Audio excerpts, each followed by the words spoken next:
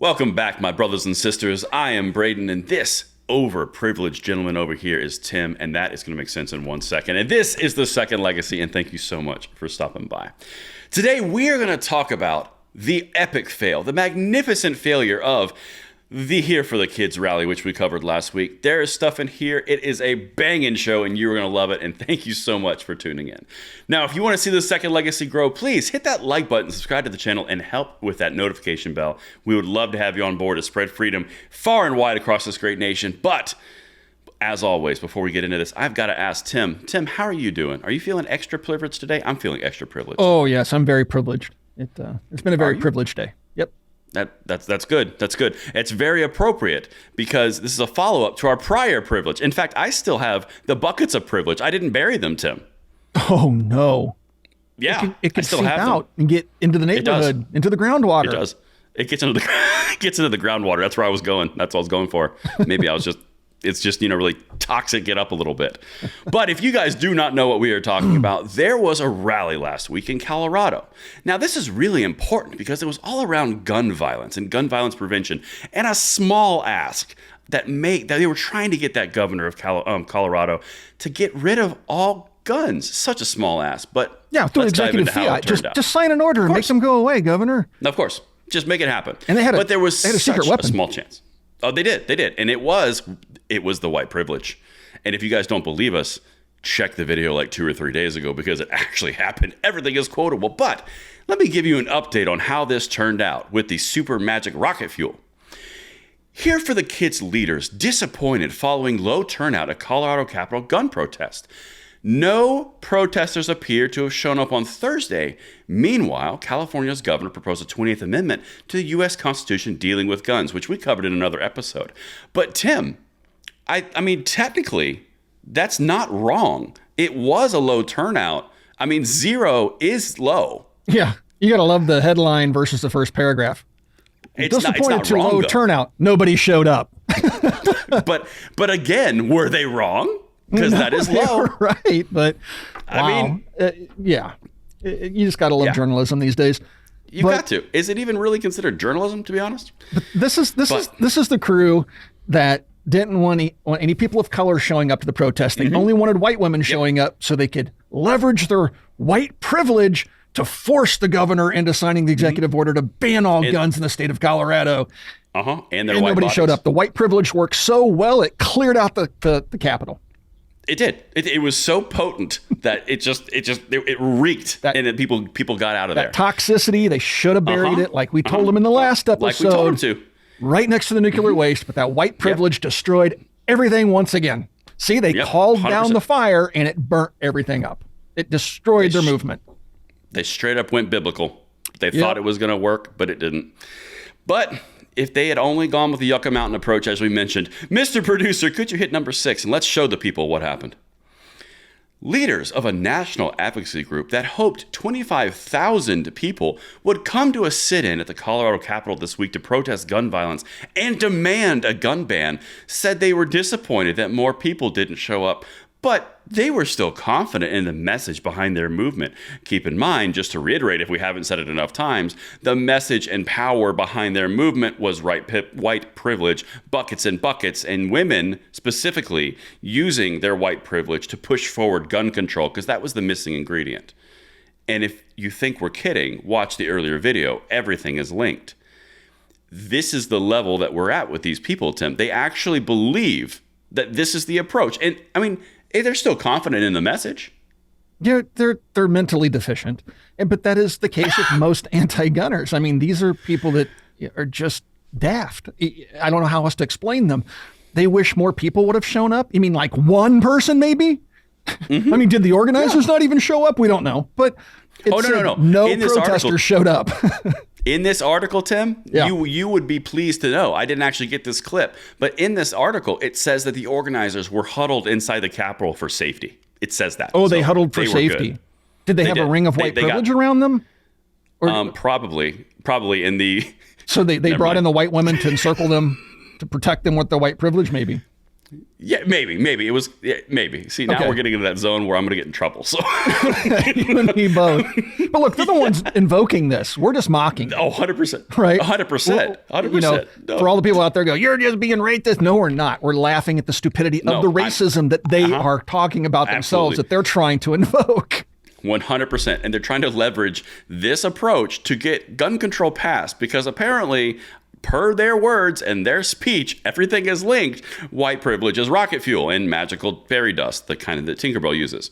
But, Mr. Producer, could you go to number 7 for me? We got to explore this deeper. There's got to be a reason. Here for the Kids organizer said participants would remain on the Capitol grounds for at least 4 days, or until Governor Jared Polis answered their demands by signing an executive order banning guns and creating a statewide buyback program. Polis did not sign the order, and few protesters showed up after Monday.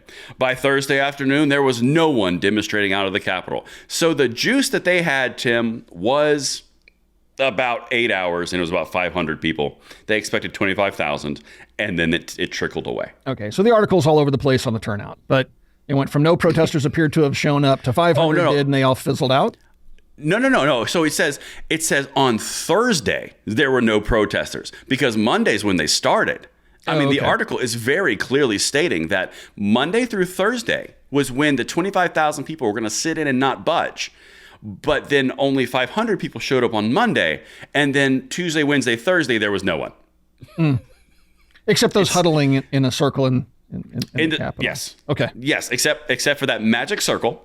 The fairy circle inside the Capitol, but they were receiving all sorts of text messages and loving and support. In fact, they were so supported, Tim. They have a new goal. Are you ready to hear it? Are you excited? Dying to hear it. All right. Oh man, this is going to be fantastic. Mr. Producer, could you go to number 9 for me? Rouse said this fall, Here for the Kids plans to organize another event similar to the Denver sit-in, but in another state. Quote, we will base it on what we have learned this past week, what worked and what didn't work, and we will keep going until we get the Second Amendment repealed. So we've gone from banning guns through an executive order to now getting the Second Amendment repealed, Tim. We're upping the ante. That was the problem. Well, see, they're just being honest about what they want, where people like Gavin Newsom and others aren't honest about what they want. They just want reasonable restrictions. And when those reasonable restrictions don't do anything, then they want more reasonable restrictions. And they're going to keep playing the reasonable restriction game until they get to where they want to be, which is a repealing of the Second Amendment. These clowns are just going right out there saying, yeah, we just want it erased now. Yep. I love when they do this, by the way. When they go from, we just want an executive order banning all guns, and then when it turns out that no one showed up to the rally, they feel like, you know what? Maybe we didn't go far enough. Maybe we need a clearer mandated message. Maybe we need to abolish the Second Amendment. Just get it repealed. Oh, so you're just doubling down on daft. Is that what you're doing? Yep. It didn't get them where they wanted to be, so they think being more radical perhaps will get them further down the road. So maybe, why don't they just propose just abolishing the Constitution in general? Let's just get rid of the whole thing, you know? Well, I mean, so far, through the power of white privilege, they've said that an executive can ban a Second Amendment right in an entire state. They would do a mandated gun buyback program, something that's not bought back because they never bought it or owned it. And now we're just going to the Second Amendment. They have no idea of what they're asking. They're asking for an autocratic tyranny. They're asking for a dictator to do what they want. They are not asking for rights, democracy, republic, none of those things. They are openly asking for tyranny to solve a fear problem, because freedom from fear, Tim, I don't know if you caught it. It's now a civil right, Kamala Harris told me. Yeah. You know, this is just so typical. These people don't even know, like you said, what they're asking for. Because I guarantee you, see, they in their minds, the ends justify the means. So they'll do anything that they have to get to where they want to be. But the minute that same misuse of power comes for something that they relish or cherish, all of a sudden, you can't do that. Oh my gosh, what are you doing? You 100%. can't do that. Oh my God, we have a Constitution. You can't do that. But you just did it to the Second Amendment. Well, that's not that. That's different. That was about guns. You can't talk about my First Amendment. You can't, whatever it is that they want to attach themselves to. It just, they don't have the foresight to realize. It's just like when they want to sue gun manufacturers out of existence. Well, the natural progression to that is when, should that be allowed to happen, then people will see the money, because the money drives so many different things. And then people start suing auto manufacturers, kitchen knife manufacturers, stair manufacturers, swimming pool manufacturers, everything that kills somebody in the United States, they'll start suing everybody because they see money.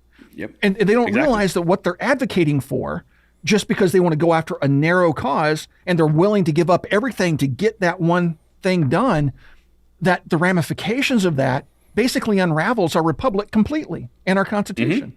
But they don't see that.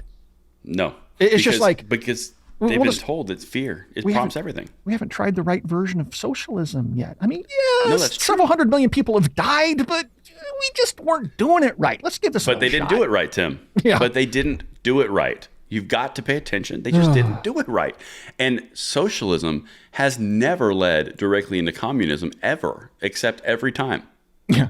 And which, by the way, winds up with people standing in front of pits with barrels to the back of their heads either. I mean, it just never happens. Correct. It's never happened. There's no photographic evidence of it. And this is where I love, by the way, Tim, kind of a segue. I love when we're having these conversations, the way and the ease in which the Second Amendment infringement conversations go directly to all of our other rights, because the methods that these people are using, that's so powerful. Because what you just said, what we're just talking about, you literally have a slippery slope of rights being eroded for the fear, for the safety. And then all of a sudden, the safety becomes against those people over there. And then those people over there who are now marginalized, who are the targets, are standing in front of pits. And they are the new document to say, don't ever let this happen again. That is one of the most powerful things about when you have these conversations and you tie these things together. And the other piece that's so fascinating from history is the people who are most apt to say, let's give up our rights for safety. I'm afraid I have a right to be free from fear. They are the ones who are typically teachers. They are philosophers. They are professors. They're artists. Those people are the first ones that they go after every single time in these dictators and tyrannies. Every single time. It's never the ones who can defend themselves. It's never the ones who are the working class. It's always the thinkers, because they're the ones that are the threat to the power of the dictator. Every time. But isn't this the group that also wanted to disarm police? Oh, yes, 100%. All guns everywhere, so even they hunters. Want everybody at the complete mercy of criminals. Uh-huh. At least they're consistent, because so many times they just want to take our guns away, but the people that want to defund the police, they never seem to want to take their guns away. At least this group is somewhat consistent, and they want to take them all away. Let's just disarm the military too. Let's just disarm everybody. Let's see if the Russians will go along with it, and the Chinese. Hey, come on, Vlad, just put the guns down. It's working so well with all climate stuff, isn't it? It just blows my mind how naive and moronic these people are. It just blows my mind that people actually think like this. Yeah, but Tim, so now I have a math problem for you. Are you ready for this one? Sure. Oh, that was so much. That was so much anxiety in that. I'm excited. All right. So here's the math problem, Tim. If you are in Colorado, one state, and it takes 25,000 people with 4 days of white privilege to undo gun rights, how many people and how many days does it take on a national level to repeal the Second Amendment? That is what I ask you, Tim. I don't know. Do you have the answer? No, I'm just having fun with this because it's that silly. If you go up, we can walk through it. Like, hypothetically, if you go up to 50 states, 50 times 25,000, that's a pretty big number. And then how many days? Because this is an amendment. This isn't just an executive order. The numbers are astronomical, Tim. Well, Gavin Newsom thinks he can get it done. So we'll see. We're going to need bigger buckets. All right, guys. We look forward to your comments down below. Let us know what you think about this Here for the Kids group. Do you think they have a chance? We don't. They're going to have to join forces with old Gavin over there and just be a bunch of losers together. But anyway, if you guys like to be part of our call-in show, there is a link in the video description below. Follow that link, fill out the questionnaire. We'll get in contact with you. We'll get you on the show. Thank you for watching. We'll talk to you guys soon.